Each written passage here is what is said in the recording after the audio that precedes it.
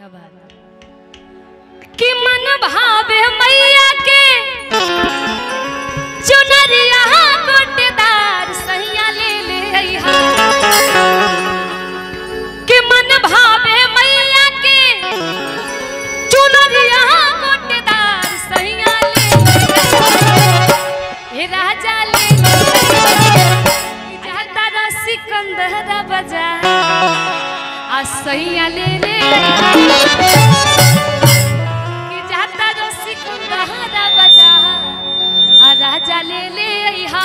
तो ऐसे नाम चाहते नहीं पर सब कोई दोनों हाथ उठाई जे माई के मानेला दोनों हाथ उठा के इधर मेरी माताएं बने और इधर भी सभी लोग दोनों हाथ उठा के मेरे साथ गाएंगे क्या कि जाता सिकंदर बाजार सैया ले ले अइहा जाता सिकंदर बाजार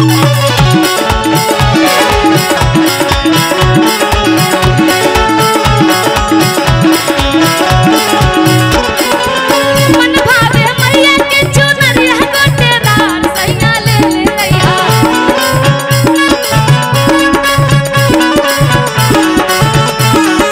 मन भावे मैया के चुनरिया गोटेदार सैया ले ले अइहा राजा ले ले अइहा कि जाता सिकंदर बाजार सैया ले ले जाता सिकंदर बाजार सैया ले ले अइहा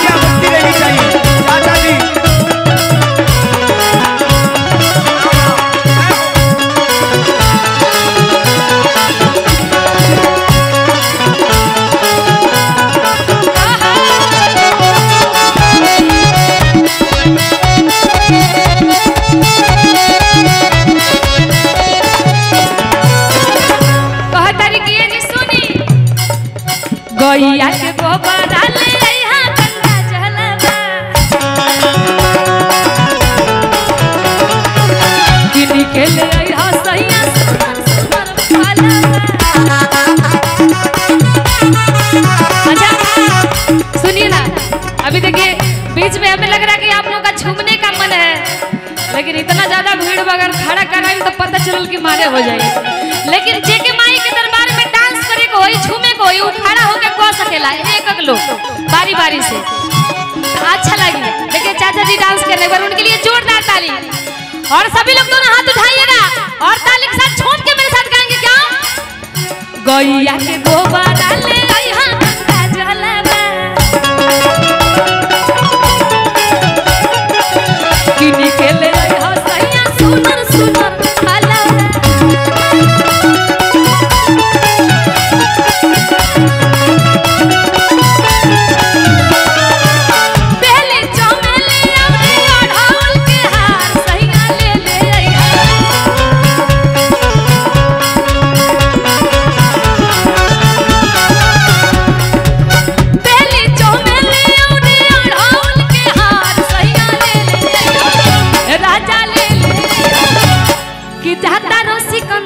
बाजार सैया ले ले ताली के साथ जाता सिकंदर बाजार ले ले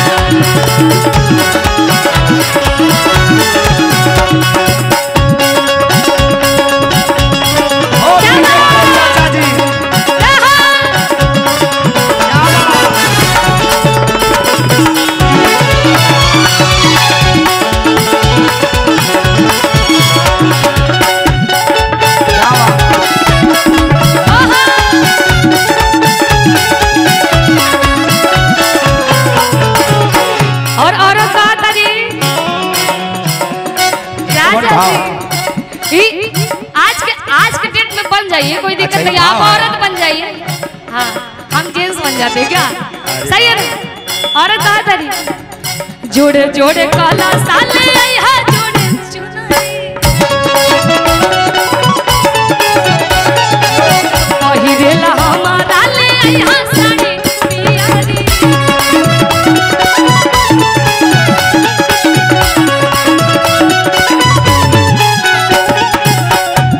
जी रउआ से नहीं हो रहा बा, हाई पर्ची लिख के देता नहीं, लेके जाई सामान किन के ले आए। एको चीज भुलाई ना तो अगर भुला गई नहीं तो फिर का होई रउए पूछो।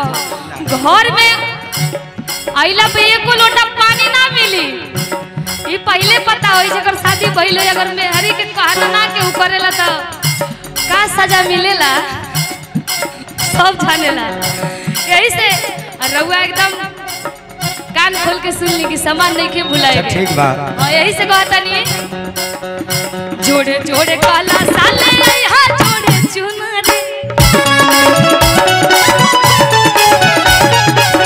पहिरेला हमारा ले यहाँ साड़ी पियाली।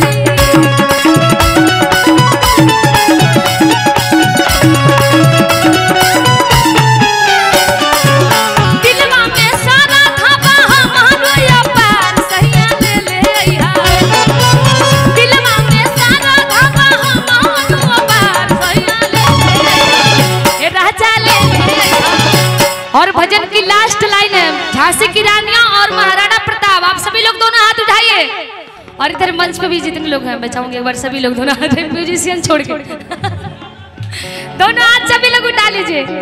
इधर आगे आप लोग क्यों नहीं उठा रहे भाई? जो जितना ऊपर उठाएगा वो उतना ऊपर जाएगा। अच्छा तरक्की में क्योंकि कहना है कि मेरी मैया इस जमाने में सबसे सुपर है, मेरी मैया इस जमाने में सबसे सुपर है। मनोकामना उन्हीं की पूरी होगी जिनके हाथ सबसे ऊपर है। तो दोनों हाथ उठा के और ताली बजा के मेरे साथ गाइएगा। क्या क्या गाइएगा? याद है ना गाना कि दिलवा में सारा